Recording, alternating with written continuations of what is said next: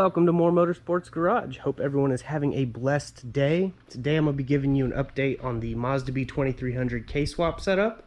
I've been working on this channel and over on Texas Honda channel, so if you're not subscribed over there, please click the link in the description so you can go subscribe.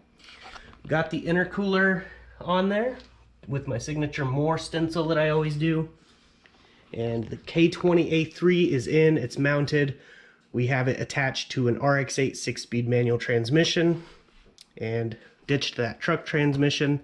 It's going to be a really fun setup for sure. I'm also going to be using this as a actual work truck still, so I still wanted some functionality, but it's definitely going to be a fun work truck. I can still go play in it and all that good stuff. But it has a GT35 82R max pitting rods turbo. It is a very nice turbo. I can't wait to hear this thing spool up. We have a 92 to 95 Civic intercooler piping kit that I've adapted, including the intercooler, all to fit this Mazda B2300. Now I know there's another Mazda B2500 out there that's K24 swapped. It's a really nice setup. I couldn't find any other info other than it's a really nice setup. There was no how-to videos, no detailed write-up or anything that I could find. So I am trying to provide that kind of content over on Texas Honda channel. I'm going to have a video coming out once it's all complete, which we are really close. I'll go over those details in a minute. And it'll be from start to finish, with when I got this thing to where it's at now, and then some.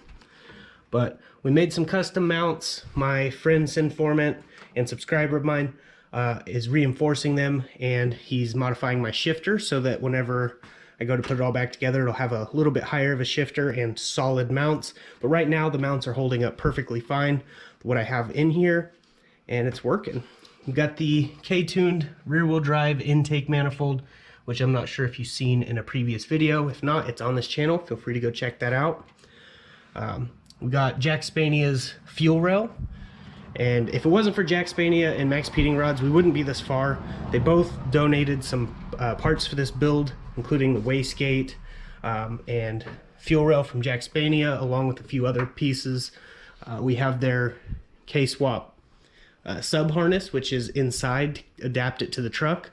Since they don't make anything, I had to figure it all out myself, but now when I turn the key forward, it cranks over. It will not start yet until I get my K-Pro computer, but the K-Pro computer will not be here for at least another week or two. It's a pretty expensive piece to this whole build, but it allows me to turn the immobilizer off, so that way we can fire it up and adjust the tune. So that was a necessary component, but if I didn't do that, I have a CRV computer in here which will allow me to crank on it, but it will not start without an immobilizer bypass, which I didn't want to spend $200 on a little piece when in K-Pro it's literally a button you click and it bypasses it. So I just figured I'd save that $200, put it towards the K-Pro, which is exactly what I did. But this hasn't been a cheap build, so I am grateful for all the donations and help from companies like Max Pitting Rods and Jackspania Racing.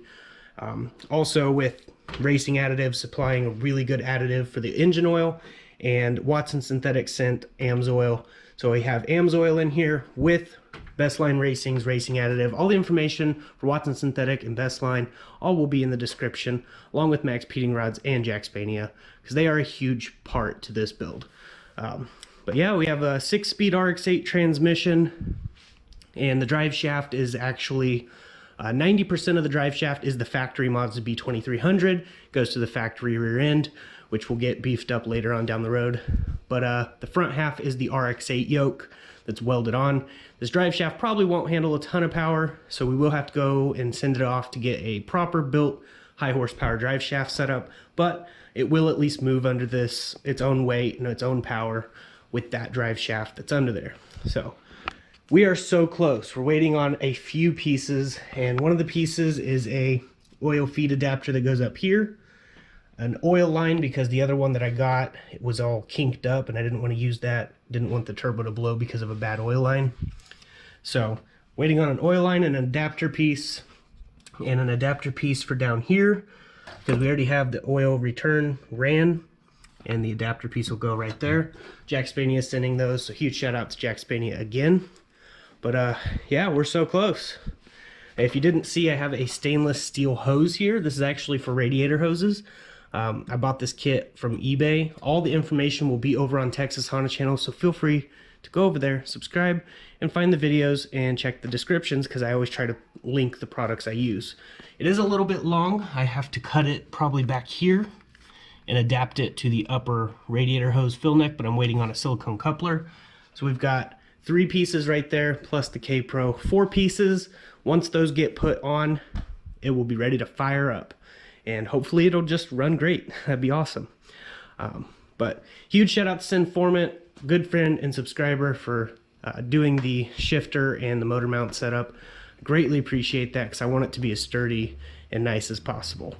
So as for the inside, I still have to paint the door jambs green. I have yet to do that.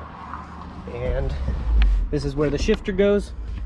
I will have like a custom shift bag I go put around here, so that way it doesn't look crappy. And you can still see light. I have to redesign the little plate down there, but that'll be pretty simple to do. We have the computer right there, but I will be hiding it up under the dash because the K-Pro is expensive and I don't want it stolen. So it's definitely gonna be a really cool setup. And when I turn the key forward, we actually have all the working gauges and stuff, because I went through and wired it all up to the factory. RPM, the fuel gauge works fine, the coolant will work fine, check engine light, all of that stuff. So it's going to be really cool and look pretty stock in here, other than the boost gauge, which will be here, and then the air fuel ratio, which will be right over here. So those are going to be the only gauges in here that'll look out of place. But definitely making progress. I am going to be bedlining this green. I know a lot of people are like, no, why with the bedliner? It's my vehicle and I want to. That's the first reason. The second reason is we already have a pretty decent base coat down for the green. So all we got to do is scuff this up really well, tape everything up, open the doors. We can shoot it all at once these are green as well. And then it'll be durable, and it'll still be a work truck, so it only makes sense to bedline it. As for the black interior bedline, like the inside bedline, I will be freshening it up, deep cleaning, and then just going over with some black Raptor, which I have plenty of that up there still. So we'll be good there. And it should look something like the TL, you know, the little black Raptor line job that I have on there is holding up great. But yeah, just wanted to give you guys an update and show you how much progress has been made so far. I think it looks really good, and I really love how the intercooler looks. Putting my more stencil on it, and the intercooler's kind of back there. So it's definitely making progress, and I am so excited. I'm so anxious right now, and I wanted to share this video with you. And for people who didn't know, and if you watched this far, thank you so much.